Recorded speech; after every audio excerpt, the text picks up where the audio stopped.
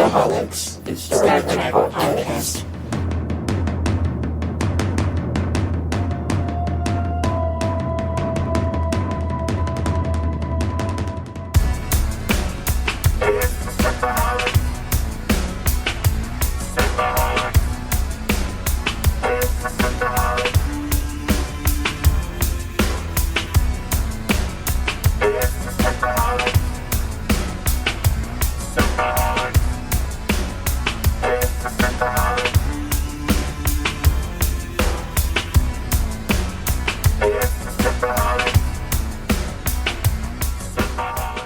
Hello, everybody. Welcome to the Synthaholics. This is your weekly episode of, well, it's usually Star Trek, but we tend to dip our toes into things outside of the Star Trek world. I am, obviously, Holly Michelle, and we don't have Aaron with us today. He's nursing his sick widow family, but his I do sick widow have family. His sick widow family. Little, not widow. Not widow. No. Well, that's Dave, if you didn't know. Hello. Long time no talk. Yeah, and with Dave, I'm actually really excited about this. With Dave is my very, very dear friend, and, you know, Dave likes her too, but more important, Kaylee is here. You guys don't know Kaylee, but go ahead and say hi. Hi. Kaylee is my friend. Dave just, you know, he loves her and stuff. Yeah, we talked about, I mentioned her probably on that Thanksgiving episode. Oh, I'm sure you did. Yeah, you did. Because she's my fiance and all that stuff. All that stuff. Your F word, if you will. I'm your F word too, though. Just a different F word. Oh, that's dirty. Right. I wasn't invited to this F word thing. All right, guys. Well, thanks for tuning into the show. If you have a mind to share that you're listening to the Synthaholics, you can tag us on Twitter at Synthaholic Duo, and you can join our Facebook group at facebook.com/groups/Synthaholics, or search for Synthaholics Podcasts.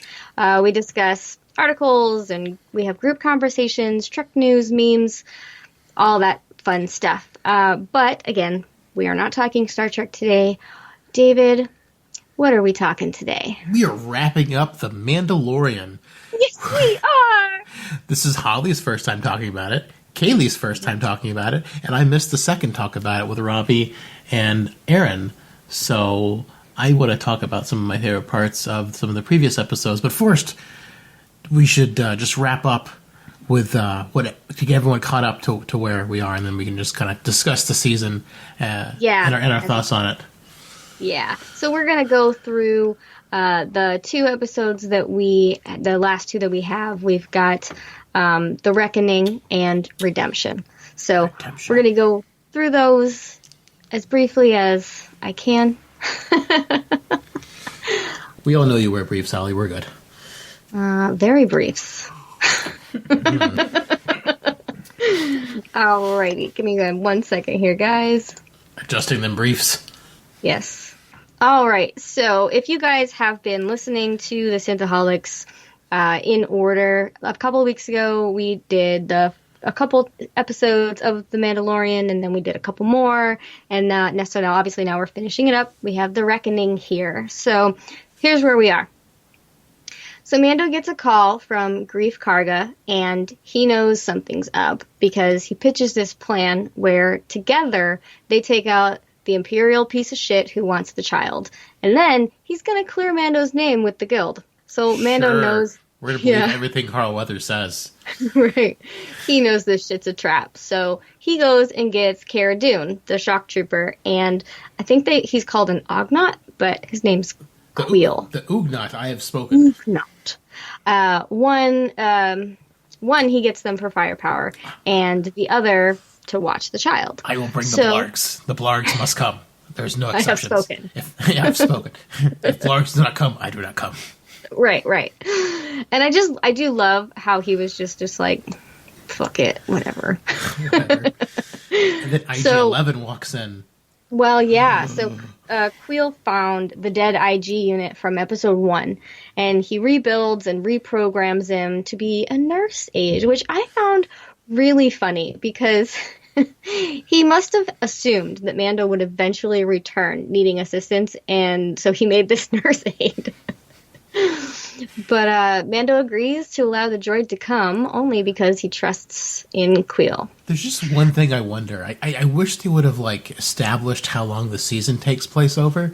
Because, like, Queel's, like, recap of getting IG-88, IG-11, teaching him how to, like, walk and talk and do everything, that seems like it would have taken a really long time. And I feel like the season's only been, like, a couple days. Yeah, well, Events. I mean, space travel's not instant, even though they go very far in a very short period of time. In Star Wars, so it seems maybe almost instant, but yeah. Yeah, that's But, true. but there's no, like, it could be weeks in between episodes. We just don't really know. Yeah. Sometimes they throw little hints in there of how long things have gone. Like, I don't know, I'm catching up on the Mayans, and, like, this lady wasn't pregnant. Now she's almost due. So, like, they throw in little things that maybe we didn't pick up on. That's a good point. Yeah. But anyway, so they head to the pregnant. rendezvous. What's that? The Blargs were pregnant? The Blargs are pregnant. Well, we wouldn't know what their gestation period is anyway. I have spoken. So they head to rendezvous with Grief on Navarro, and in transit we see the child use the Force on Kara when she and Mando are arm wrestling. I figured we could bring this up here because it was one of those moments Baby that Yoda's breaks gonna the dark story. streak at him.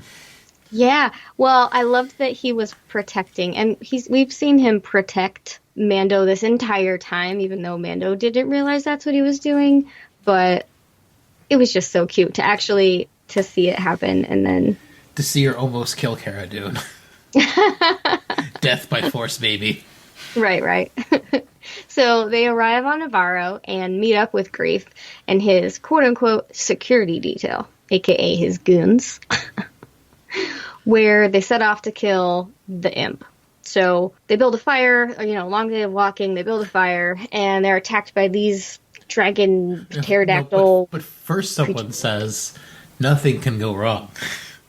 Oh, right. Oh, yeah. They're like Then they get attacked by around the dragons. talking, and Mando's like, so what if that doesn't happen? He's like, but it will happen. He's like, what if it doesn't? And he goes, nothing will go wrong.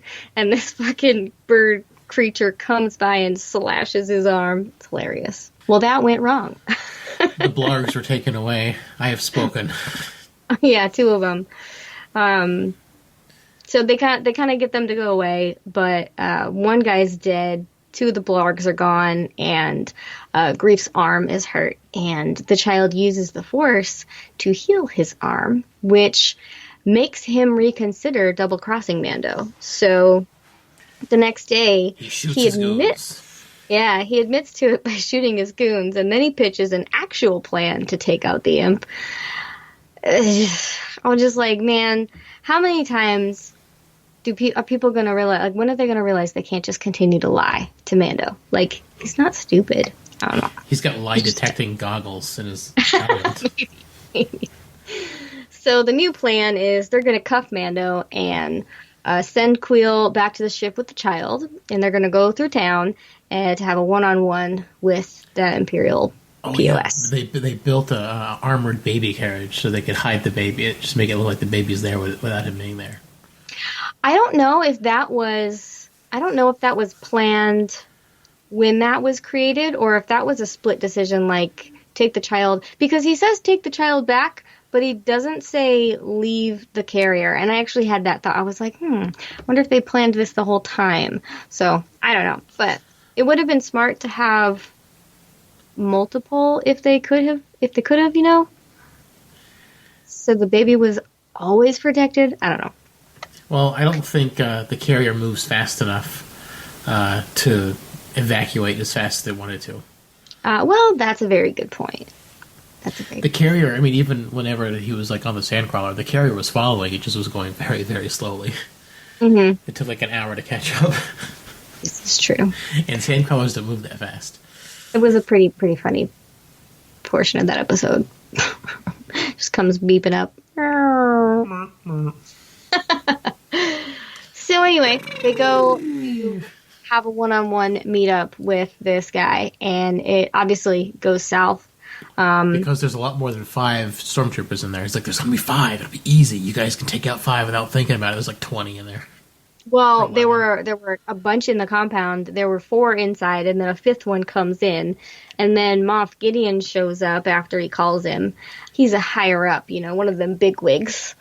And he orders a strike on the Imperial officer who we all know and love to hate. Up. Oh, yeah. Mister, I've got to speak like a raspy old man voice, man. I liked him a lot. He was a good bad guy. And they just he was a good bad guy. Unceremoniously by another bad guy. Well, it is the way. This is the way. So after that, a fleet of stormtroopers arrive, and Mando radios to Quill that he needs to get back to the ship as soon as possible and get off planet with the child. The channel is not secure, and 2 stormtroopers on speed bikes set out to intercept them. Moff Gideon, comes out and he addresses the team, which I'm referring to as, Grief, Mando, and Kara. So he addresses them and gives threatens them a really long time to make up their mind. He gives them a freaking day. So he threatens them with that he's about to take possession of the child, the thing that he wants. And Mando is, frantically radioing Quill, even though his frantic is like not our frantic. He's just like, he's cool about it, but he's like, come on, answer. This is important. Pick up the phone. But we see that Quill was killed and the child is snatched by stormtroopers. And that is the end of that episode. Dun, dun, dun. Dun, dun, dun. And then the episode opens the best way an episode could open, where the 2 biker troopers are trying to shoot a can and they can't hit it from 5 feet away. It is a funny scene. So Redemption opens up and you've got Mando and the team pinned down and the child's been abducted. And this has some controversy around it. This is where we see Baby Yoda bashed and punched by the stormtroopers. It is a very comedic scene, not for the baby punching. It actually made me really look forward to some of the coming episodes of Star Trek's Lower Decks, because I'm hoping that it's going to be very similar, Just like people trying to shoot things and missing. No, but, they're sitting there on their bikes and they're like, he's like, let me just look at it. And he's like, did you not just hear that he killed an officer just because he wanted to? Like, no, we're not doing this. Yeah, that was a great dialogue between stormtroopers. It was fun. Like, you get to see they're actually people, which is great. Yeah, I feel like this show does that a lot. But yeah, so it was a very funny scene. And they're sitting on their speed bikes trying to shoot a can. Well, one of them just is like bored because he can't see the baby or the thing that's in the sack, and he just starts shooting. And the other one's like, I guess I'll give it a try. What, you can't hit that? Stupid. So bad. So at this point, they're fucking with Baby Yoda. I just want to call him the child because I don't like calling him Yoda. But they're fucking with this kid, and one of them punches it, and the GI unit shows up. And he breaks the arm of one of them, kills or maybe just injures the other, which is great, and takes the child on the speed bike. Meanwhile, still pinned down, Mando tells the team that the Mandalorians have the sewers that run under the city or town or whatever, what have you. But they can't get the grate off of the sewer vent, so they're ultimately stuck. This is the most hard to get into sewer ever invented. The Teenage Mutant Ninja Turtles would be so screwed at this point. This is true. Man, I can't get my pizza, man. So Moff Gideon taunts them and reveals Mando's real name, which is Din Djarin. Mando realizes that this is Moff Gideon, which he just didn't know at that point, but we did because he was addressed in the end of last episode. And we find out that he was allegedly executed for war crimes, so he's not even supposed to be alive. He gives them an ultimatum of death or surrender, but then offers no assurance that they would live even if they surrendered. He's like, Which I is can not give you really chicken. how you negotiate, am I right? Yes. He's very good at negotiating. He should have mentioned meth and chicken. That might have got them out. It's just like, oh my god. So this is when he gives them until nightfall to surrender or die. It's a really long time. It's a long time to surrender. I mean, I guess we don't know how long nightfall is. It could have been 10 minutes. It could have been 3 hours. I was assuming it was like 3 hours. I'm like, that's a long time. It seemed like a long time. Yeah.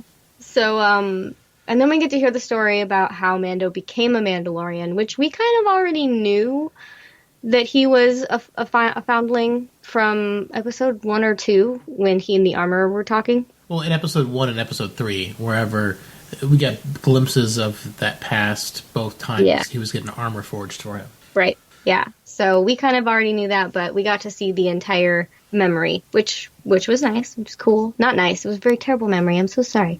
But he's a foundling. Moving on.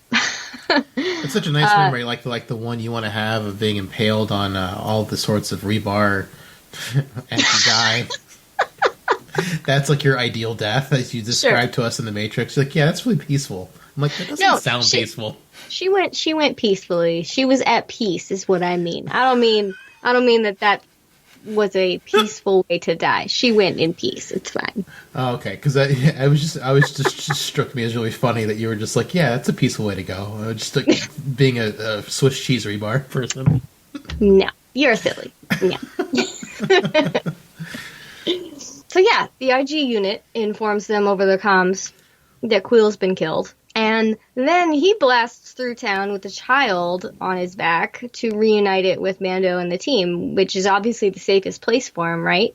In a bag, on his back, in a firefight? Oh, yeah. I mean, that's the best place for a force-using baby. Yeah. But he takes out many stormtroopers, and Mando and Cara join in the fight. Big fight scene, not a lot of fight scenes, a lot of shooting happens. This is the shootout of the episode. Mando's blown up, and the team has to retreat back into the bar that they started in, and Gideon orders that they're burned out. With a fire trooper, flamethrower trooper. Yes, the fire brigade. Bring in a fire brigade! And Baby Yoda throws the fire back on him. Yeah, Using the Force. Well, this is where the IG unit starts working on the grate. He starts cutting into that. Mando's dying and refuses aid. His only concern being the child's safety. Yeah, well, I mean, that was stubborn but honorable. I mean, that's his creed, his code that he lives by. So he refuses aid, but fire's coming. The grate isn't yet open, and he's still dying. He requests that they take the child and Mando's necklace, which has the signet of the armorer. I'm not sure if that's the clan's signet. That's the signet of the Mandalorians. Is it all Mandalorians? Because it looked like it was personal, like being that he gets his signet later. It seems like they would all be different. Oh, the Mandalorian signet. I mean, like, that signet seems like it's the beast with all its flesh on. I think the regular Mandalorian signature, like the logo, is like more the skull of that creature. It's a different creature. It's the same shape. It's just like one's a skull and one's like got flesh on it, I think.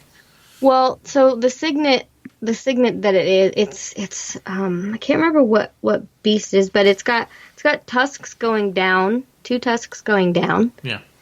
And it's full skull, no flesh, and then his signet becomes we'll talk about that later, but that one, you can't really see much of it, but it looks like a skull as well. I just figured that this signet was for the armorer, but if we don't know, we don't know. I don't know. It's the same signet as every time he went down to the armorer.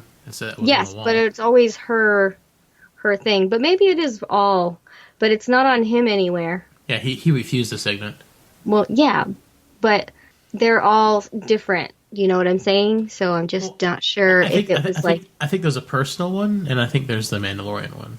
He denied his personal one. And you think that one is the Mandalorian one? Yeah, that's the Mandalorian one. Okay, well, cool. I'll buy it.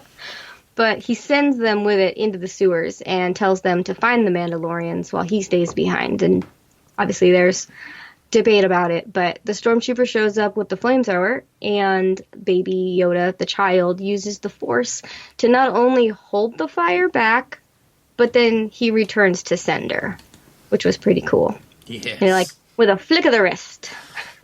I was waiting for him to heal Mando, but he just does the flamethrower thing instead. I was like, huh. Yeah, I was waiting for that as well. But as my expectations had been subverted. So as Baby Yoda, as the child, flicks this stormtrooper away, the grate is finally opened, and the IG unit stays back to be with Mando, to guard him. And being that the droid is not a living being, Mando allows it to remove his helmet to aid him, in which he heals him.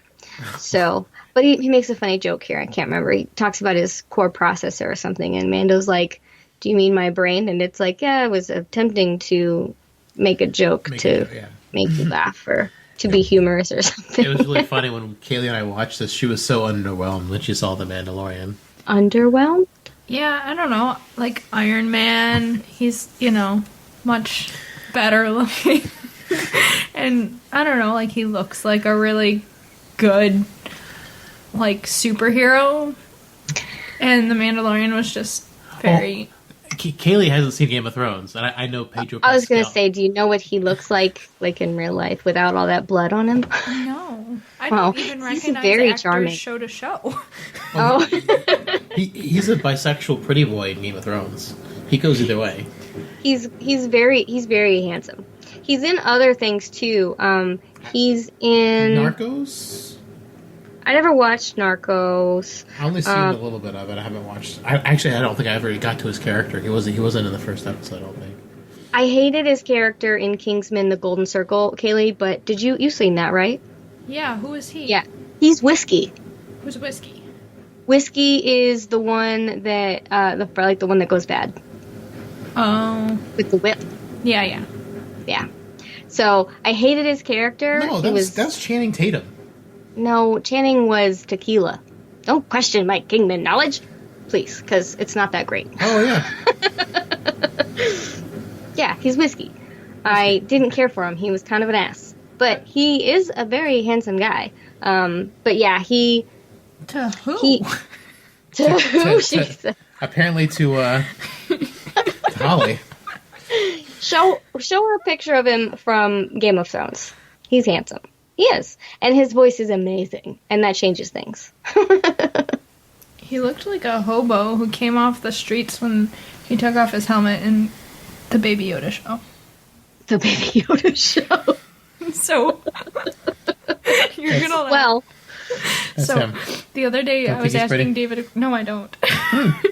I was asking David a question about The Mandalorian, and I couldn't think of the name of The Mandalorian, so I just typed into Google Baby Yoda show. Did you get some really weird Japanese thing? Or tentacles? No, I found it. No tentacles? No, he does not look good. Okay, whatever. He looks... Oh, he looks... This is how he looks in The Mandalorian. Yeah, pretty much. I'm showing her a picture of his eyes his skull getting crushed in Game of Thrones. Oh, yes, beautiful. Well, even if he is not your cup of tea, I think it actually is great that he's not like this glorious pretty boy, because, there's a lot in this show that... To you, he's a glorious pretty boy. To Kaylee, he is not. This is interesting. No, I'm just saying there's a lot in this show that makes you kind of feel like you're immersed in this world, makes you very interested, and makes you feel like this is really what's happening behind the scenes of all these big movies and all this stuff. It I don't know. I think I liked that he wasn't like this glorious pretty boy. I'm not saying that he's not attractive. I'm just saying, yeah, he's not like Robert Downey Jr. Robert Downey Jr. Yeah, he could be though. So yeah, we see. Kaylee was expecting to be Robert Downey Jr. I was kind of hoping. I wasn't sure what I was imagining. I don't think I was imagining anybody under there. I was imagining Pedro Pascal because I knew it was Pedro Pascal. Well, there you go. So was from imagining here, Keira Knightley under there. what? I was imagining Keira Knightley under there. Oh yeah. I was like, so in the first episode, I was like, that's kind of a feminine walk. Is it a chick with like a voice thing going on? And I was like, nah. Pedro Pascal swings both way in Games of Thrones. So I don't know if it does in real life, but just the way he was walking, I was like, I wonder if it's a female, and it's just like he's got the swagger. But no, I didn't realize it's just the way he walks. Although technically, Pedro Pascal wasn't always playing him. I think they had stand-ins playing him at other points in time. I'm sure that's a necessary thing. He's got a mask. I mean, you don't ever have to have the same person under there. Exactly. Although to me, he sounds like Malcolm Reynolds from Firefly a lot. I kept imagining. Actually, I kept imagining Malcolm Reynolds because it sounded like him sometimes. I'll have to think of Malcolm the next time I'm watching it. Yeah. Because I will watch this again. Yeah, it's. I mean, like, just he's got the gun-toting, gunswinger guy like Mal is. Yeah. Except armor. I'll have to listen, and then I'll let you know. But we're getting a little off track. So he's injured. The droid fixes him, and they head into the tunnels. They stumble around for a while, and they finally stumble upon the Mandalorian sanctuary. But all that is left are bits of Mandalorian armor. And the armor is just like, she's just so hot and horny, just trying to like, I've got all this armor. Oh, God. I don't... The armor. So that's such an exaggeration there, David. But we do get to see Mando lose his temper and raise his voice, which I liked. The armorer, though, she is the only one left, and she steps in and tells them what happened, and she explains that they were slain by the Imperials after they exposed themselves, saving Mandalorian's ass. She's still there salvaging the parts, I imagine, to keep their history alive. Their metal and their tech is very precious to them. She tells them of the Jedi after meeting the child. She then tasks Mando to reunite the child with its own kind, as it is the way of the Mandalorians. She also gives Mando a signet, which is the mud horn, if you remember back from, I don't know, probably episode 5? No, 3? Episode 3 is whenever he comes back and she's like, is this your signet? And he's like, no. Right. Because I got help from an enemy. Right. She gives him that, and then she declares that they're a clan. You are a clan up too. It's cute. He's thankful and he's honored, and I really like that. Well, but I think he was really, really impressed with. He was okay with the Mudhorn as his signet, I think. You should have the Baby Yoda as a signet. What? You should have Carl Weathers as a signet. God. Well, moving on. They restock and head down the tunnels to the lava river, but the armorer stays behind and takes down 5 troopers with her tools, which I thought was awesome. That was great. She used her hammers. Yeah, she was awesome. And Hammer time.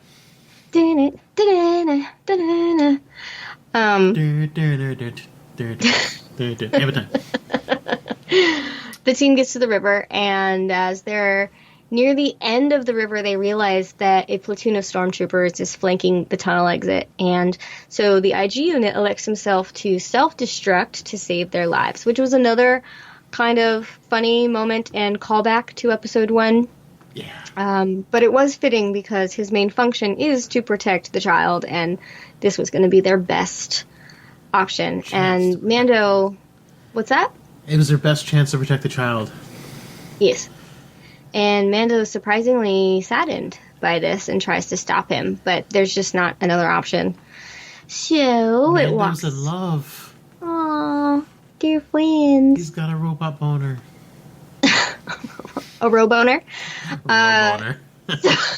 Yes. So the unit walks down to the mouth of the river and self-destructs, killing the troopers. And Moff Gideon makes another entrance, flies by, and we get some more comedic relief when Grief tries to persuade the child to do the magic hand thing. Yes. Oh my gosh. And then Yoda waves at him. He's like, ee! So cute. Mando, who has not trained, who was told he needed to train before he put on this jetpack, puts For on the months and jetpack. months and months. And Moff Gideon flies by a second time, and he flies up and manages to get on top of the TIE fighter. He plants 2 bombs after struggling for a little bit, grounding the ship, and he lands himself safely on the ground.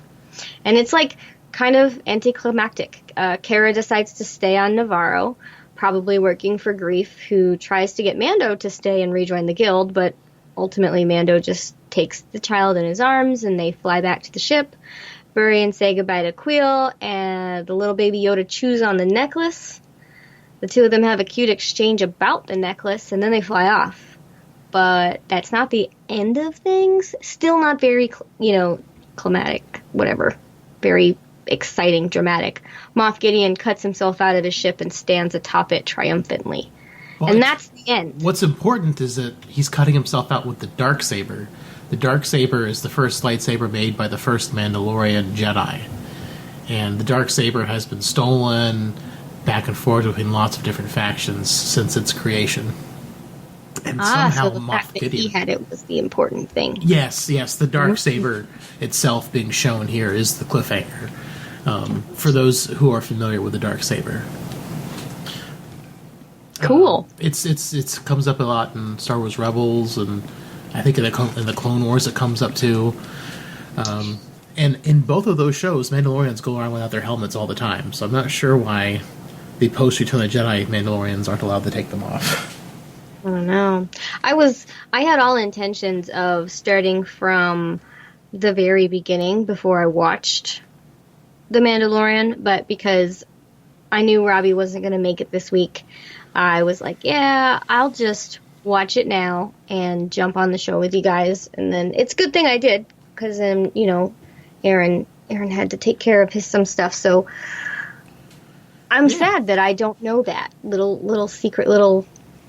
Well, I mean, like to know all about the. I watched a video on YouTube about the history of the Darksaber. It was like a 20-something minute video chronicling, like from when it was made into all its appearances in the show, and how many times it's changed hands.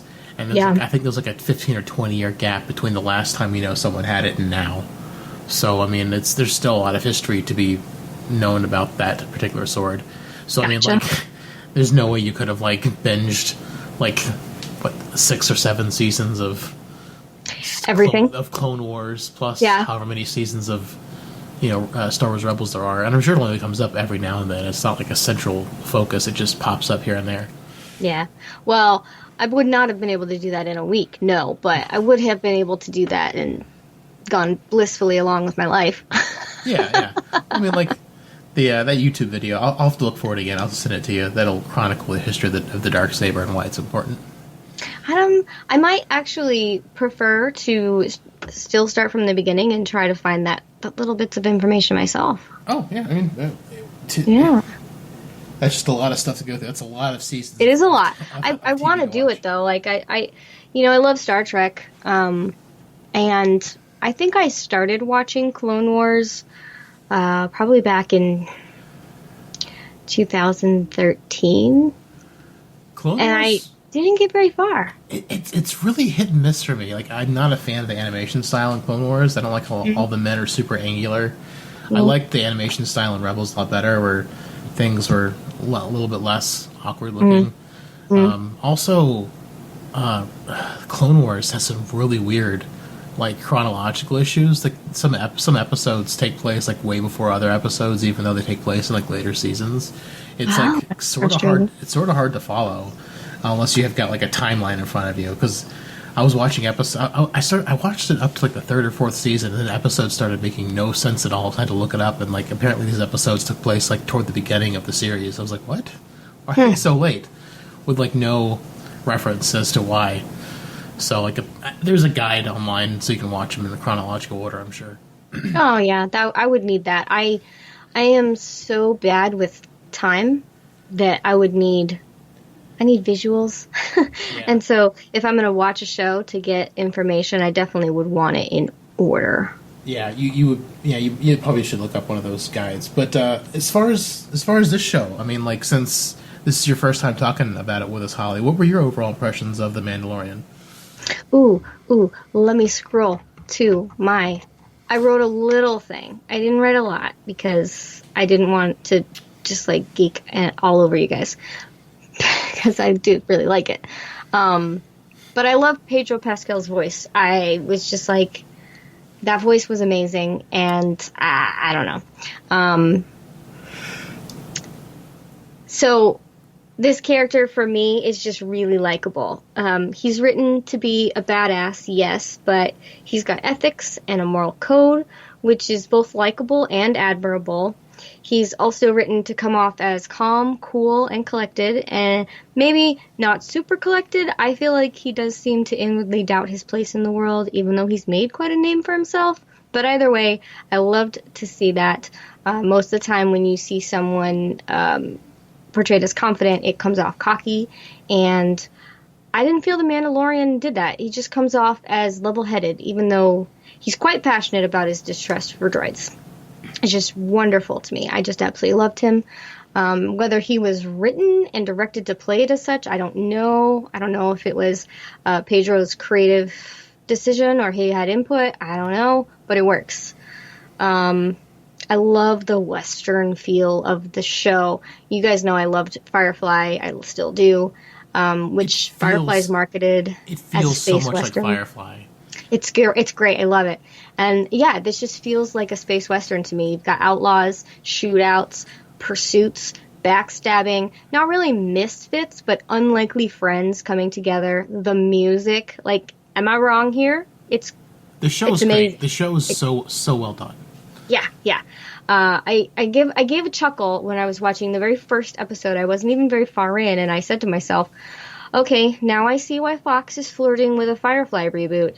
Those bastards want to ride the coattails of the Mandalorian. Well, it doesn't matter. Fox owns Disney now, so... Yeah, but they're going to just ride this off, and I'm like...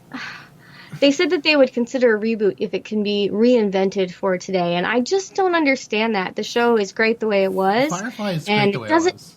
It doesn't need to be reinvented. So, I don't know. That was something I was like, this is why. They say the success of The Mandalorian, and now they're like, okay, we can do Firefly again. Like, fuck you. Should have brought it back when we wanted it back. Like, they should have just never canceled it, but they just never gave the show a chance. Well, that's true. Kaylee and I are going to watch Firefly after we finish watching Jericho. Because Jericho's only 2 seasons. And she likes The Mandalorian. I'm like, if you like The Mandalorian, you should like Firefly, because my biggest complaints about The Mandalorian are basically answered in Firefly. There's a crew, there's recurring characters, there's relationships being built. My biggest issue with this show is that there just isn't any of that. And it was starting to get stale by episode 5 or 6, and then, like, they had the Prison Break episode, which was just epically awesome. I loved that episode so much. I loved how he was, like, that was like a horror movie where he was just, like, sneaking up on people, the lights blinking in and out. It was just great, him taking people down. It was glorious. So amazing. Like it was starting to get stale, then that episode happened, and it was amazing, and I was totally in love with the show again. And then the last 2 episodes were just a great, like, 2-parter for any of the show. There's still tons of questions left open. Kaylee, what did you think about The Mandalorian? Since you're not even a Star Wars fan, you've only seen like 2 or 3 of the movies. Yeah. Well, I think it's successful because I generally don't like sci-fi. So I'm sorry for all of you listening who probably hate my guts right now. But for me, I have a really short attention span. And for me to like sci-fi is really difficult because I don't know all of the geekdom.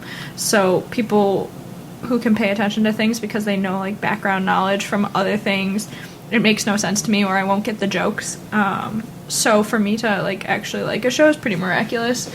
So they have succeeded in that aspect because generally I kind of are just not interested. I'm not interested, or I make fun of David relentlessly.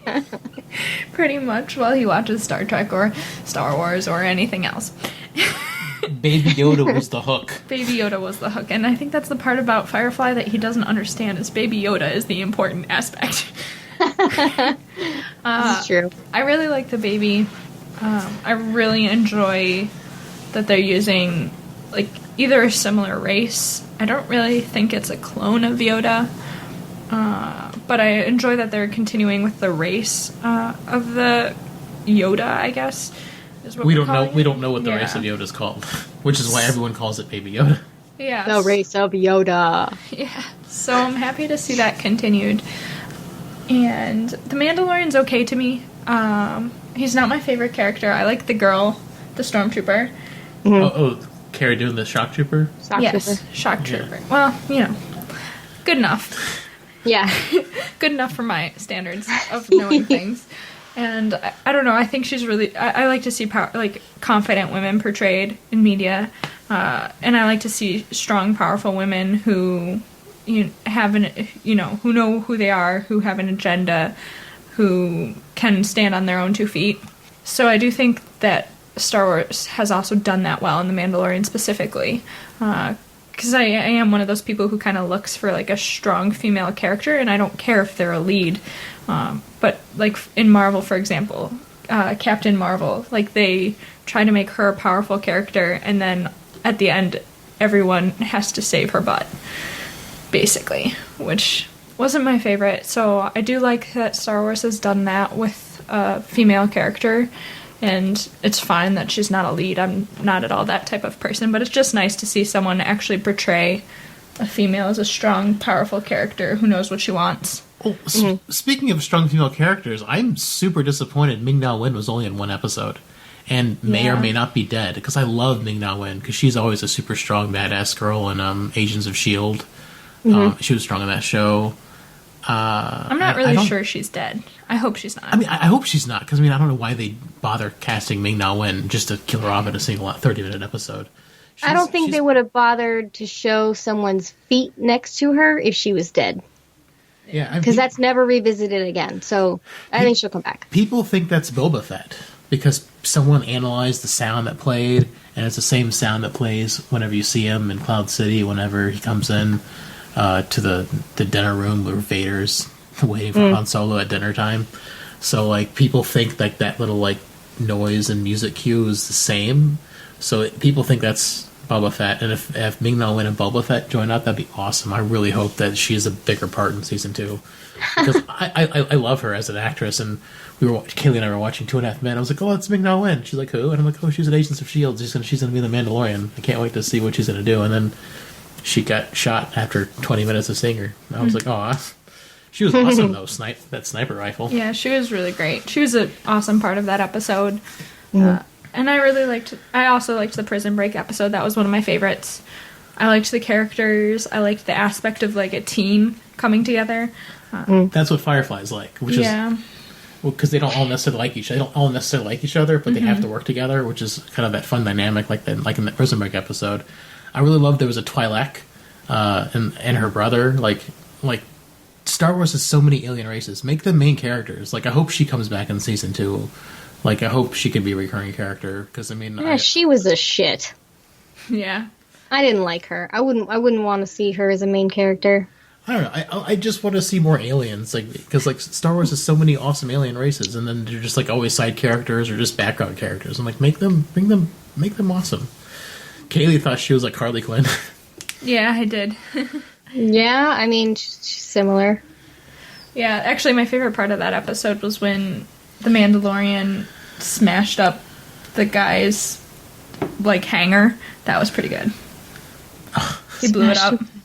Oh, he left the tracking beacon. Yeah. In the hangar, and the X-Wings came and they shot it up and blew it up. See, Yes. David's got the technical terms. I have the general idea. Yeah. No, that was good. That was great. I did really like that. That was pretty clever. I really enjoyed that. Well, the girl Twi'lek, she was from Game of Thrones. She was like the girl who was taking care of the young Stark kids. If you didn't catch that, Holly. The Wilder girl. The wildling? The wildling girl who they kidnapped, or that basically they made a stewards of the house, and she took care of the littlest Stark kids when they ran away. Season 3 or 4. I mean, I know. I'm just trying to figure out which. You're not talking about like the sister to the. Yeah, there's like a brother and sister wildlings who the brother dies, and the sister stays with them. You're talking about the older one with the red hair? Yeah, she had the sort of reddish brown hair. She was kind of like... Yeah, she's Tonks in Harry Potter. Yeah, her. Yeah, that's her. Yeah. Yeah, that was who the Twi'lek was. I figured you'd Oh, like okay, her. yeah. I figured That you'd makes like her sense. for that Harry Potter and Game I of just Thrones didn't like the fame. character. I really didn't like the character. Well, she could play a different character next time. Yeah, well, yeah, they you had- can. That's the great thing about prosthetics. They had enough makeup. They had enough makeup on her. You couldn't really tell it Yeah, was her. yeah. I had a little more say, actually. So I realized that the show is obviously more about the child than the Mandalorian and what the Empire wants to do with it. So I am curious to see where it's going to go. And now with your intel about this dark saber, I'm even more piqued. I've been watching the new Star Wars films, and, Kaylee's not interested in Star Wars, but, like, even the new films for me, I watched them once and I left it at that. I really have no real desire to rewatch them. I don't either. And I don't know why. Because But- they're not good, Holly. That's why. They're just not good. They're thoughtless, boring, heartless money grabs. Well, That's- this is that's all brainchild they're- of Jon Favreau, Favreau. and can he do anything wrong? Apparently not, because I just He's love. in Friends. he was in Friends, Yeah, which he's- which That's a so winner. many- which is how I also got Kayla. That's how he into got me Mandalorian. to watch it. He's like, he's Oh, yeah? in Friends. Well, he did an amazing job with this show. Kaylee, you were saying something about, this show actually being interesting and pulling you in, and maybe it's Baby Yoda. But I loved that Mando's face is only seen the one time, and I feel like the face is so expressive, and being that we don't see that the character really has to, we don't see his face, so the character has to come through his body language and like his voice and their decisions, and it's like this character is perfect for dragging you in, not because you want to see his face and you watch just to see him take his helmet off, but you just want to get to know the character under the mask. And the storyboards from each episode that run during the credits, I thought was flippin' genius. And I don't know who decided that, but I absolutely love it. And it makes me so happy. I would sit there and grin and watch the storyboards at the end of every episode because I just loved it. Yeah. But I think that being that this character was so well written and the show was so well written, it really just pulled you in. And it didn't make you feel like, oh, I'm watching a show. You were like, not that it made me think I was on his team or anything. Right. Well, like, But- the writing is phenomenal. I mean, Yeah. some of my favorite shows, like Friends, for example, like, I love the writing. The writing, to me, like, the characters are consistent, they're well written, and it makes sense. And I think that's the same here, is the characters are very consistent, it makes sense within the story, and it's just, everything fits together really nicely. Whereas a lot of other shows that I've seen, it's not as nice, or I just feel like it's being too repetitive. Like with Star Trek, I teased David that the theme of TOS is Kirk does something stupid, then Spock goes to save him. Maybe Spock does something stupid, then the Doctor goes to save him. Maybe the Doctor also does something stupid, then the Scottish guy goes to save them. And all is well with a glass of scotch at the end of the day. Yep. And so for this, it's not the same thing to me. Like, it did get a little boring after maybe the third episode or Fourth or fourth fifth, episode. yeah. But then it picked right back up, and I understood that those were setting up the future of the show. But I also like that the shows are short. The episodes are nice and succinct, so I still pay attention, and then I'm kind of left wanting more every time. Whereas, like, the movies are, like, 3 hours, which is way too long for my liking. So, That is a good point. That's a very good point. A lot of, especially with life today, life is so fast paced, and I cannot tell you how many times during a 34-minute episode or 42-minute episode that I have to let my dogs out and back in and back out and back in. So I get it. yeah. Well, like the thing is with the Mandalorian, like in the last episode, when Mando's like arguing with IG-8, there's got to be another way. Like, I felt genuine human emotion. I felt sad.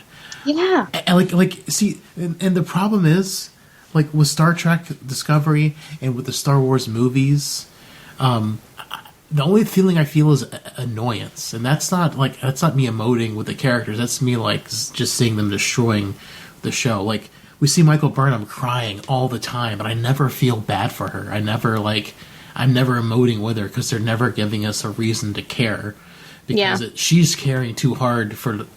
She's carrying way too hard, and it's like it comes through as like ungenuine. I mean, Sonequa Martin Green does a fantastic job acting, but the show doesn't give us enough reason to care. So when she's all crying and being melodramatic, I don't care. But like the Mandalorian episodes are short. The season's even shorter than either Discovery season by a lot, considering the episodes are even shorter than Star Trek Discovery's episodes. And I felt genuine human emotion. I haven't felt that like watching good science fiction since probably Enterprise. Since Enterprise was the most recent Star Trek show. Well, like, I know that you don't watch Jericho, for example, but, for example, there's, like, the sheriff's office in one of the episodes, and it's glass, right?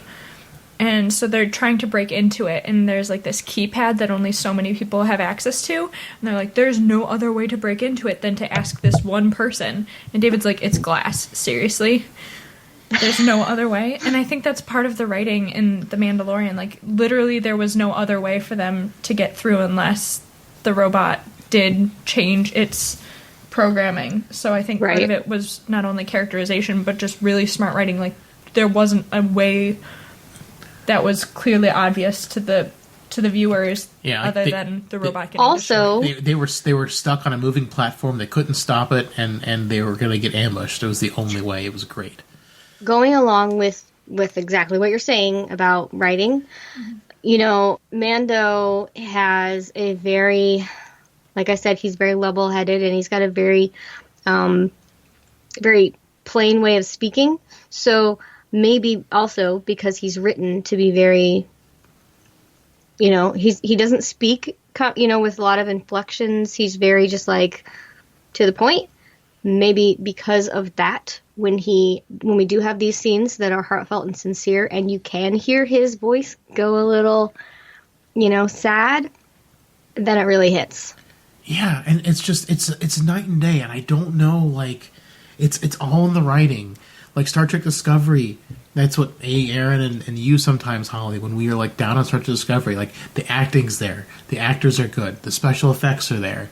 It's the damn story. Just get some people who can write real human emotional stories and tell a good one at the same time. And that's all Star Trek Discovery needs to be successful. And they haven't done that yet. I hope they do it with season 3. I hope they do it with Picard coming out next week. Our next episode will be the first episode of Picard. I'm so excited for that. I hope the writing is emotional and good, and they make me care about the characters, and they don't cry and hope I cry with them because the character's crying. Like, earn it. Like when the episode where they killed Arya, they didn't earn it because they were playing so hard on bringing her in, like giving her a story because they were going to kill her that same episode. I'm like, well, it's too little too late. Like, you didn't treat her right. You should have made me care about her a long time ago. I don't know. And IG was such a funny character. Like, self-destruct initiated stuff, and then like he comes back and then he's like taking care of the kid, and then he's like, I have to go, and he's like, no, don't go. And like especially since, you know, the Mandalorian's been like hard on robots the entire time, and all of a sudden he's got a soft spot for a robot finally. Yep. It's just the one person who's seen him. Well, I say person, the one thing that's ever seen him. You know, although. Speaking of writing, though, and speaking of being seen, I didn't like how in the episode where they're at the village, he takes his helmet off and he sets it next to the window, and he's just standing there next to the window, looking out. Like, all these kids could just look up and see your face, Mando. I didn't like that. I was like, really? You couldn't see he was holding his hand in front of his face as he was eating. Oh, yeah, sure. Sure. We'll go with that. Or he had the blinds pulled so that you could just see his neck. I don't think so. Like I don't think so. It's like the guy from Home Improvement. It's just the reverse. Yeah. You can only see his neck and down. Oh my god. There's going to be a really bad spin-off movie about this now. The Mandalorian, yeah. That's a really weird fence. You can only see his neck down. You can't ever see his eyes or his mouth or his nose. Right. Oh, man. So what if he's naked? That'd be great. Don't walk around your backyard naked anymore. Damn it. Right. Because you know the guy in Home Improvement was totally doing that. Because you know what? The guy in Home Improvement Was totally naked that. behind the fence. Just Rick couldn't see it. I think there were a couple episodes. There was at least one episode where he's naked. All of them, or at least Pretty bottomless. sure. No, most of the time you get to see him into his yard anyway. Yeah. Hope there's not a hole in the fence. Or a dog. Dog wants some wiener. That's why he's always over there. He's like, all right. Here. He likes splinters, I guess. Okay. Whoa, so far off track. All right. Yeah. The Mandalorian. I didn't listen to the other episodes that you guys did. I didn't want to be influenced by them or anything spoiled. So At the end of the season, I can't wait for season 2. It's the best Star Wars since 1983, since Return of the Jedi. It's better than the prequels. It's better than any of the other Star Wars shows that have been out, in my opinion. It's better than the sequel movies. it's great. I hope Jon Favreau becomes king of Lucasfilm and is able to oversee the new movies so they'll be good instead of the hot garbage they've been. Yeah. Because at the end of the Rise of Skywalker, my feeling on Star Wars movies is complete apathy.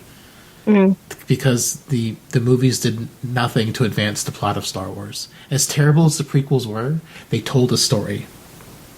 The movies are awful and they're hard to watch, but it told a story about the fall of the Empire, the fall of the Republic, the rise of the Empire, the fall of the Jedi, and there was no Death Stars, and that was great. I mean, they had one being built that was going to be in A New Hope, but that was fine. And then we had the original trilogy, which told its story, and then the new trilogy introduced new characters. They bring the Emperor back, and they kill the Emperor again. There's no Jedi Order, and so narratively, we're in the same spot as we were at the end of Return of the Jedi. Nothing has changed. The Emperor's dead. There's basically no Jedi, and that's it. Like, you did nothing in 3 movies, but kill off all the old characters. Right. Wow. Thanks, Disney, for killing all the characters and not doing anything interesting with them or setting up a new story. You just basically retold the second trilogy. I mean, kids love it. I mean, yeah, but it's Star Wars in action. But I'm looking at it from a narrative standpoint. I get it. The first trilogy told the story. The second trilogy, the original trilogy, told the story. This one just treaded water. It feels like they made it, like the last movie, they made it a lot darker too, with the big bad guy. The Emperor? Yes, the Emperor boy. He's kind of dark for a child, I feel like. And if they continue along like the dark path, I'm not sure that it's going to be as... The third movie and the third movie in all 3 trilogies were the darkest. Yeah. They all ended up being a little bit darker. I don't know. I mean, I don't know. I just hope Jon Favreau takes the reins and can keep doing no harm, because, I'll be a lot more excited to see future Star Wars movies if he's producing them, writing them, directing them. Yeah. I know he was producer for The Lion King, but I don't know who was directing the voice actors, but I absolutely hated the audio, the way that the characters were portrayed in the Lion King remake. But the film was beautiful, and he was at the reins of that. I mean, I didn't see The Lion King, although I don't really care about Disney's remakes so much. I do like how he played Happy in the Iron Man and Avengers movies. I like how he directed Iron Man 1 and 2. I think he produced a lot of the Marvel movies, even though he wasn't director on them. I think he was a producer on a bunch of them. So, I mean, he's had his hand in a lot of the Marvel success, and Marvel movies have been, for the most part, good to great. And only a couple of them have been, like, bad to terrible. In my mind. So, I mean, the Marvel movies have been doing really good, and he's had his hand in that. So, no one's going to be perfect all the time, but he's got a better track record than Kathleen Kennedy. So, Who's Kathleen Kennedy? she's the one who's in charge of Lucasfilm right now. Oh, I see. I see. Who's been running the new trilogy into the ground. Gotcha. Yeah. Did you see that they're making a Baby Yoda plushie at Build-A-Bear? I did. I need it. Certainly did. It is very cute. It's really cute. It's very cute, and it's interesting that we learned that it ages very differently than other species. It does. Yeah. It's 50 years old, and it's a baby. Mm-hmm. And look how much power it has Right. at this age, and like I don't know, it's just crazy because it doesn't even have like that much of an understanding if it's still in infancy. Mm-hmm. I think But it's got all this power. someone did the math, and like Yoda's like barely 30 when he's 900 years old. Like developmentally, he's only like in his 30s, Oh wow. which really sucks. Interesting.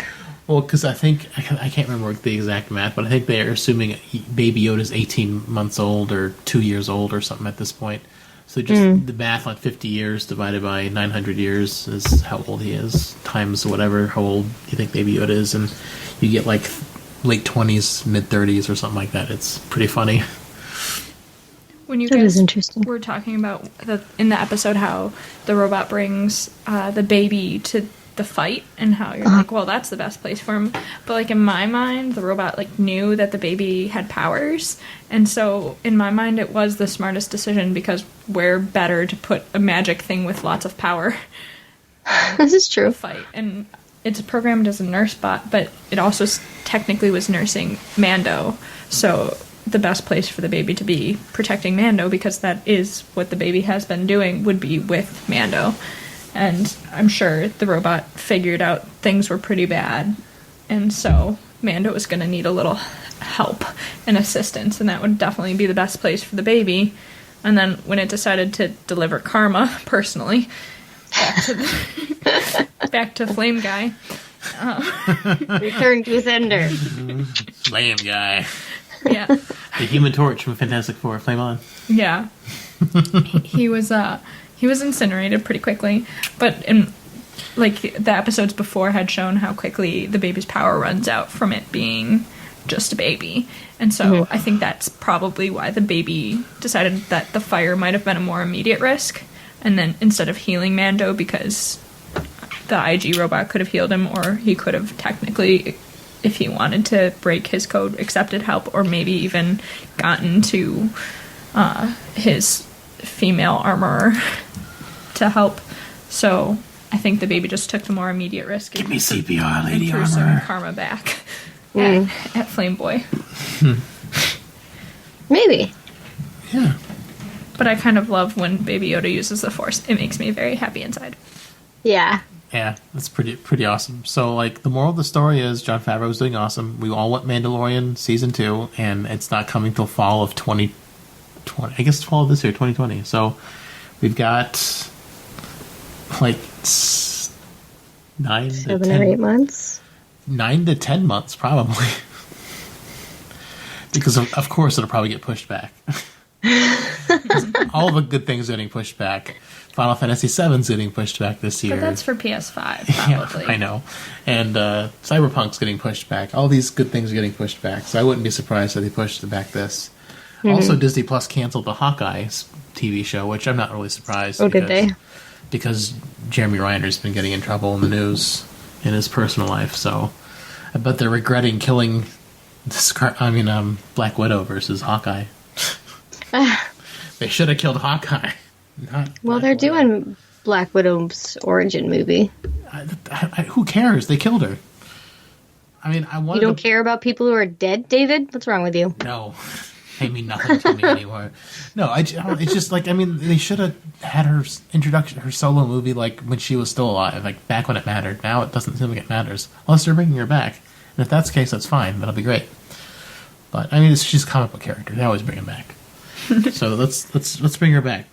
Let's go. I am a little sick of the whole nobody's ever really dead bullshit. No one's ever really gone. That happens in Hollywood. Did you watch that video that I said that I put on Facebook? Our Facebook group? No one's ever really gone. Red Letter Media did a video of all these people dying in Star Wars, and the guy goes, "No one's ever really gone." I'll have to send it to you. It's kind of like the soap operas. No one's ever really gone in those either. Yeah. My grandpa watches Y&R, and I only tune in whenever I'm home at 12:30, which is not very often. I think it's on from 12:30 to 1:30, and he watches it every single day, Monday through Friday. And I swear, every single time, the one episode I saw last, someone was dead. And then I come back, and they're magically alive again. And I'm like, didn't they kill that person? He's like, oh yeah, 3 times. And I was like, what? I'm not quite dead. It's like Princess Bride. Slightly dead is mostly alive. I mean, mostly dead is slightly alive. Yeah, Oh, man. Oh, wow. So, yeah, that was great. I think that's all we got to say about The Mandalorian. It's a great show. We want more. I hope season 2 has more episodes. I hope the 8 or whatever, 8, right? Yes, 8. 8 episodes of this was a test run or pilot, and then the next season is 12 or more. Honestly, I think they were trying to get it out because they knew The Rise of Skywalker was going to be hot garbage. Because, they lost a lot of fan goodwill with The Last Jedi. And I think they were trying to beat the new movie out with the show so that they could have some goodwill going forward in case people hated the new movie. So I think they did a good job because I haven't heard anyone really hate the show. I've watched a bunch of YouTube videos about it. Most people seem to think it's okay or to think it's great. And I don't think anyone really, really hates it. I'm sure someone does. I just haven't seen anyone hate on it too hard. Hey, yeah. All right. Well, thank you, Kaylee, for joining us.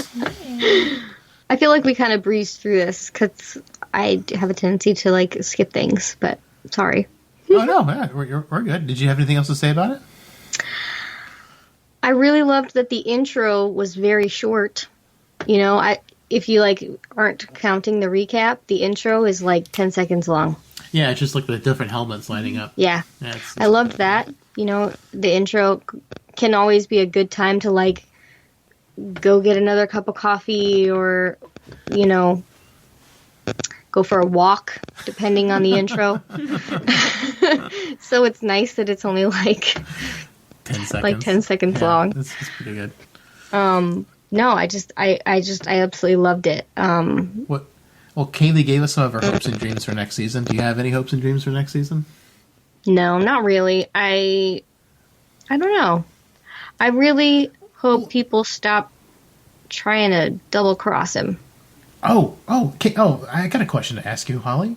You seem like you super weren't interested in the show. Did you kind of have a 180 once you got to watch it? Because you seemed at first you were you didn't seem like you really wanted to watch it. So did watching it make you like it more, or?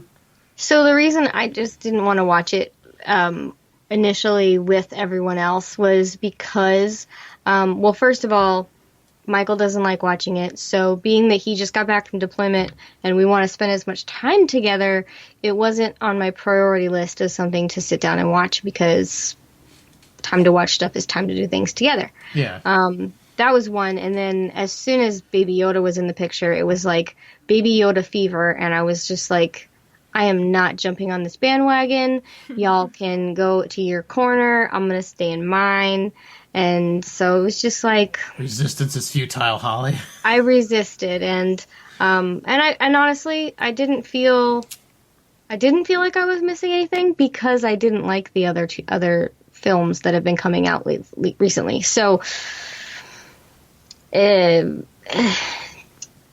will watch season 2. I loved this. I loved the show from the very first music you hear that is so Western and so spacey at the same time. That's So you did end up loving the show? Well, yeah, I did. Oh, good. Yeah. Awesome. I just didn't want to, you had to prioritize things. True. This is true. Mando kind of speaks to your martial arts past too. I think he kind of embodies the spirit. Yeah, with your morals and ethics and right. living by a code, and yeah, very true. And I think that's honorable and Yeah. he always sticks to his story, and that reminded me a lot of you when I watched the show, because I was like, oh my gosh, this is so Holly Michelle. Thank you. I take that as a compliment. I'm going to get it etched on my grave. Holly is the Mandalorian. Holly and Michelle, the Mando. Are you gonna get the Mudhorn on your gravestone as well? Or There you you get go. or There you or go. the Mandalorian signet. Yeah, there you go. Maybe I'll get that on my as my first tattoo. Sounds good. Plan of two. On your butt. No, I would get it in true fashion on the front of my shoulder. Yeah, I was like, didn't he have it on his Yeah. deltoid? Yeah, deltoid. Absolutely. All right. Well, thank you, Holly and Kaylee, for coming out talking the Mandalorian. Both your first times talking about Mandalorian. It's great. Yeah. Kaylee's first time talking on here at all. At all, yeah. Her first time. Yeah, I'm so used to being quiet, but also I don't know any of the names. Names just don't stick in my head. No matter Yeah. how much David tries to explain things to me, he'll use their names, and I tell him he has to talk stupid to me because I will never remember. Or he's going to call them names from a different show, and you're like, what the fuck are you talking about?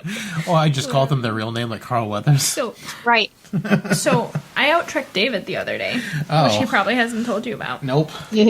So I was like, David, do you know the Brains episode in Star Trek? And he was like, the Spock's brains. brain? And I was like, That's no, what I the was thinking. brains. And he was like, no, there are no other brains. And I'm like, yes, there are brains. So I looked up brains, She Googled Star Trek brains fighting. and it And gave she got me the the Gamesters episode, of Triskelion. which is exactly what I was talking about. Which I know that episode for the Lady Gaga lookalike with the fake inflatable boobs and the Lady Gaga meme, but I forgot about the little brains who were like running the show. You only see them for like 5 seconds at the end of the episode. I was like, oh, Yeah. I forgot about them. The protectors or whatever. The brains. But see, I don't have the terms because I just get a general knowledge of things, which is why I'm pretty useless. I've gotten Baby Yoda down. But Right. she's like, you out-checked you, and I have to tell people I made about him it on watch your the show. episode again. Oh, man, we should talk about that episode because I think it'd be kind of funny, but also like it's so melodramatic it hurts. It's kind of painful, but like it's very painful. I mean, it's like melodramatic even for TOS. It's kind of painful, but it's good. It's got some funny things in it. So He hated it. oh man. Oh, boy. I out-trekked him and I got him. Good for you. Thank you. I was so proud of myself. Making a fool of me. Well, honestly, the names just, like, because I haven't grown up with sci-fi and I haven't grown up with gaming or anything like that, so the names that don't come off to me as, like, human or as something I would remember. Oh, well, she gets Doom. Well, yeah, Doom I remember, but I don't remember what the bad guys are called. I don't remember what they're all called. I just know the Imps. Yeah. And so, for me, it's really hard to put that in my brain as something I can remember. I can remember every Latin name of every muscle in your body, but I can't remember the name of sci-fi characters. Well, you very also well. don't write them down and study them like you do the different muscles. If you studied games and sci-fi like you studied muscles, you'd get them. Maybe. You just don't feel like devoting that time because that's hard work, and you've got to say that for school. Yeah, I guess. Enjoy your break. I also get But you know, really... Kaylee. What? What? I was just saying I get really immersed in TV shows when I watch them. And so it's kind of like I'm a player. Like, I definitely have that experience where you get really immersed. And so I definitely become like a player in the show. Like, I feel like I'm part of it. And so for me, it's not so much like I'm focusing on what I'm watching. I feel like I'm kind of in the show. And so I recognize by faces and things like that. And so it's not... I don't usually pick up on the name. Yeah. Well, I was going to say, I'm the same way. Me remember when we were doing our Magicians podcast that never aired. Yeah. We did 2 seasons, folks. I would still forget Julia's name. And Oh, I'd yeah. look at it, I'd look at Kaylee, and I'd be like, the fuck's her name? I like sweater. And- I like sweater glasses girl. Alice. Yeah, Sweater glasses Sweater girl. glasses girl. See, I've got the names of the human people. Like, I got Margot and Alice and Josh and oh my gosh, Holly Michelle. So Yes. In Jericho, the Reynard the Fox is in Jericho. only one episode. Oh. Yeah. He's the bad guy too, and it's really weird to watch. And I'm like, oh my gosh, it's Reynard. See, you do know names. But he like is really creepy, and that's why I remember. Oh, Yeah. and Kenneth Mitchell, Cole himself from Star Trek Discovery Season 1, and Cole Shaw in Discovery Season 2 is one of the main characters in Jericho. So if anyone wants to catch up on Kenneth Mitchell's other work, Jericho is pretty good. Or if you want to see Reynard the Fox being just as creepy. Honestly, I feel bad for that actor because I will never see him any different. Just a creepy fuck. Pretty much.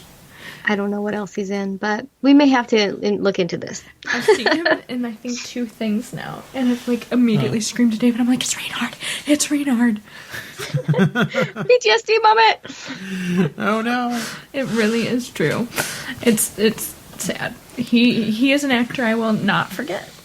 Yeah. We've Reynard the Foxhold all over the place this episode, guys. Yes, so many foxholes. Aren't they rabbit holes? They're rabbit holes, they're They black are. holes. Foxes dig holes? We change it up every once in a while. We got black holes, we got rabbit holes, now we have foxholes. Yeah, brain pain. Brain pain. Brain pain. Brain pain. No, but seriously, do foxes dig holes? I don't know. Probably. They have to hide from the hound. Because there is a Also- movie, The Fox and the Hound. They must. I'm sure that that term came from somewhere. Oh, We have a foxhole. neighborhood I think fox. foxhole is like the military term. Yeah, I'm sure it came Foxhole. from foxes. Yeah, Yeah. it's a thing. I'm sure. It is a thing because Just like elephant holes. I have spoken. I have spoken. I've spoken elephant holes. Oh my gosh. So my mom wanted me to make. We were watching this show, and my mom had asked me to make a dish for Christmas, and the dish I was thinking about she was just not into or whatever, and so I was going to bed, and I went to bed later, and I was going to leave her a note on the kitchen table of like what I had decided to make, and I was going to make a vegan dish for my family because we do have a vegan, and I'm lactose intolerant, and one of my cousins is as well, and vegan things don't have dairy. So if I was going to make something dairy free, it would be silly not to make it vegan, so she could eat something. Yeah. I had a job. So I'm writing down this note, and I decide on my own that I'm making something vegan, even though my mom was like, "You don't have to do that." And so I write this on the bottom, and I told David, I was like, at the bottom, I should have written, "I have spoken." Yeah. You should have, but your mom wouldn't have gotten the joke. She would. She never Yeah, watched she it. wouldn't have gotten the joke, and she probably would not have taken it well. No. I have spoken. No. I thought it was pretty great, though. It was pretty good. Yeah. All right. Well, thanks everyone for listening. Thanks for downloading the show. We really appreciate it. You can find the show online at synthaholics.com. You can email us at synthaholics@yahoo.com. You can join the Facebook group at facebook.com/group/synthaholics. Check out our Patreon if you want to donate to the show. We'd appreciate it to keep the lights on, the podcast ball rolling. And thank you all for listening and joining us. And we'll be back next week with Picard, Episode 1. And I'll be How back is- to playing Doom. All right. I'm not excited at all. You don't sound like it. I heard you step on a mouse. Yeah. All right. We'll live long and prosper. One and all. Before the night's over, I'll puke in the sink and we'll cry till we laugh. And we'll both shit our pants. You're the best drinking friend I ever had. You're supposed to say, live long and prosper. We have spoken. Live long and prosper. We have spoken. I will self-destruct up your butt. It was self-destruct. Oh, boy. You're welcome. Sometimes, David. I hadn't gotten a good butt joke in there. Come on, guys. Honestly, Holly Michelle, I almost lost it when you were talking about them exposing themselves. And I was like, be quiet, Kaylee, be quiet, Kaylee. No, you're supposed to say inappropriate things. But she was trying to talk, and I was trying to be polite. But she was also talking about people exposing themselves. You should. Which is really hard to slide past. Also, It's for very... It's really funny. Like when we play Tetris. When we play Tetris, I can't process dirty jokes when I play Tetris. I get so focused on it. So she'll tell a dirty joke and she'll get upset that but the thing is, per capita, she tells way more dirty jokes while we play Tetris than any other time. So like I can never appreciate them because I'm too busy playing Tetris. Like Tetris, like whatever it zaps my mind, it makes me tired, it makes me sleepy. I get so focused on it, I can't concentrate on anything else. Mm-hmm. She'll whip out a boob, and I won't even know. Right. And then when I do know, I lose the game. I lose the game anyway half the time because she's gotten really good. But I don't like losing. So in Doom, I'm trying to learn first-person shooter games. I'm a shooter game, really, third-person or first-person. Well, I know Cyber Demon and Baron of Hell because they shoot the green stuff. Yeah. The Baron dude, I don't like him. I also don't like the fat guys, whatever they're called. But, so, people probably also hate me who play Doom now. So, I'm trying, I generally like this game. But it feels like you can get, like, weapon upgrades to make you more effective, and I haven't really gotten very many, because I feel like in the first few levels, I accidentally, like, went too direct through the level, didn't explore enough.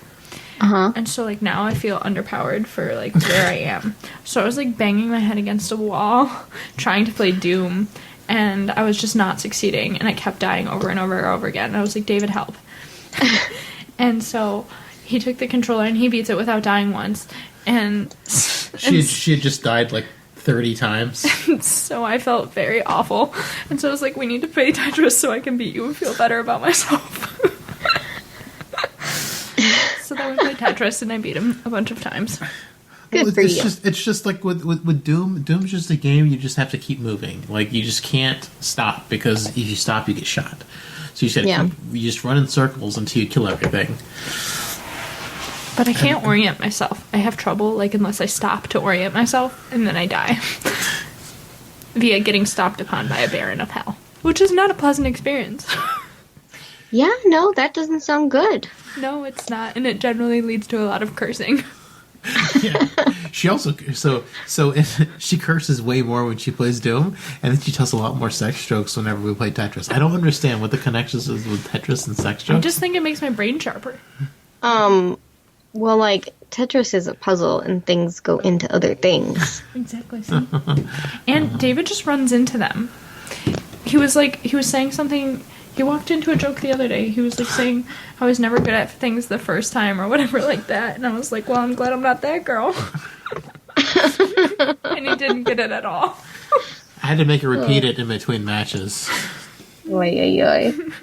I swear. But like, I cannot... that's the brain. The brain is crazy. Sometimes, like, whenever David has me, or David or Aaron have me do the recap, and if they say something, like, funny in the middle of me reading something, I don't hear what they say. Yeah. It's really funny. She'll go back and edit it, and then she'll send me messages like, I can't believe you said this and I didn't hear it, because it's so funny. Yeah. There are some times when there deserves to be a good laugh, and then I'm like, and I don't hear it, and it's like, God damn it. Well, in the recap, I was just focusing so hard on what in the world their names were. Yeah. Because I was like, what is the bad guy's name? Well, but while I was trying to get set up, I was also trying to recap the episode with Kaylee so she knew what we were going to talk about. And she's like, I can't remember exactly what happened in the last two episodes. Well, yeah. I know the events, and, like, in my head, like, I just catalog information, so, like, bad guy is bad guy. And, like, good girl, good strong guy, baby. Mm-hmm. Yeah. Various other bad guys. Harley Quinn bad guy and Harley Quinn bad guy brother. Guy that's kind of... So, like, that episode to me was very like Suicide Squad, if you've ever seen that movie. No, I kind of refused to watch it. So, you should at least, like, look up the character pictures. I know what they look like. Yeah, so, like, Will Smith plays The snipey. Deadshot? Yes, snipey guy. And so Gun shooting guy. Shoot gun guy. but then the guy in the guy in the Prison Break was just like the shooty guy. He was The not guy- a shooty guy. Oh, the bald guy No. with the gun on the shoulder. No, the other guy. The guy who the other guy who not the brother and sister, but the other guy. The Hale. leader? David Hale. The strong guy. Look, help. Hey, the strong. All right, start your sentence over. Maybe I can help. So, there's in the Prison Break scene. You know the people who were breaking into the prison. Yes. You know how there's the Harley Quinn girl, then the Harley Yeah. Quinn brother, who's kind of like the Joker, and then there's the other guy who's like. There's the Demononian or whatever, who's the muscle. He's There's the leader. yes, the leader dude. He's the bald guy. He's not Yeah. not in the hangar. Yeah, he's bald. He just has, No, I not think he's him. got facial hair. He's the bald guy. Oh, I thought you were talking about the bald guy in the hangar. No, he's the bald guy with the Yes. guns. He had the gun on his he's, shoulder. He's just like the The bald guy. He's just like the sniper guy from Suicide Squad. The bald guy. Okay, the hanger. And Like then- Deadshot? What? Yeah, that Like, guy. okay. And then the big guy there, the grunt guy, he's just like the other guy from Suicide Squad. The guy who swims in the sewers. The guy who swims in the sewers. Killer Croc. Yes, Oh, okay. I did it. I did it! Oh, boy. It was really fun talking with you on the show, Kaylee. Thanks. I don't share. Okay, so we are recording How do I open this, David? with your thumbs. What's this button for? Nothing. your thumb. You just do this. Right, I'm just going to move a Button little right there. closer. It's a lie. here The button's a lie. David's water bottle is booby trapped. But has no actual boobies. What is it? I have a It's to beer drink koozie out for of. Michael that has boobies on it. What? It's called a boobsy. It's a can koozie and it's got boobs on it. Oh, that's awesome. I need one of those. I'll look for one for you. He has a boob mouse. I have a boob Pad. mouse pad, yes. Oh, I was gonna say a boob mouse. That's gonna be interesting. Like your fingers are elevated, like ape hangers for your fingers. Well, each nipple's the button, so it's Interesting. actually, I have never seen one. This has got to be a thing, but no, it's a booby mouse pad. Your wrist rests on the boobs. It's getting Oh, yeah, old. I need to get a new one. I'm sure that's a thing. Oh, they were selling it at the convention here. Yeah. All right, so let me stop this and start a new file. I guess you're going to do the start, Holly.